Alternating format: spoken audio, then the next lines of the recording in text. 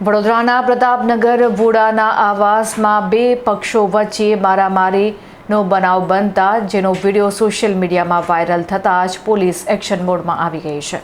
પ્રતાપનગરમાં આવેલા મહાનગર વોડા આવાસમાં કોઈ અગમ્ય કારણોસર બે પક્ષો વચ્ચે સામસામે આવી ગયા હતા અને તેમની વચ્ચે ઉગ્ર બોલાચાલી થઈ હતી. જોતજોતામાં આ વિવાદે હિંસક સ્વરૂપ ધારણ કરી લીધું હતું.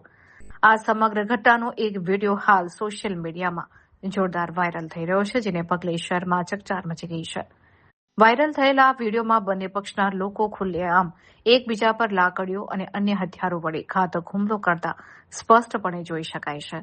રહેણાંક વિસ્તારમાં બનેલી આ હિંસક ઘટનાને કારણે સ્થાનિક રહીશોમાં ભારે ભય અને રોષનો માહોલ જોવા મળી રહ્યો છે.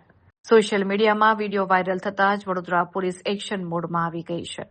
પોલીસે આ વાયરલ વિડીયોના આધારે તપાસનો ધમધમાટ શરૂ કર્યો છે અને આ મારામારી પાછળનું ચોક્કસ કારણ હજી સુધી જાણી શકાયું નથી, પણ પોલીસ હાલ વિડીયોમાં દેખાતા અને આ ઘટનામાં સંડોવાયેલા તમામ શખ્સોની ઓળખ મેળવવા માટે કાયદેસરની કાર્યવાહી કરી રહી છે.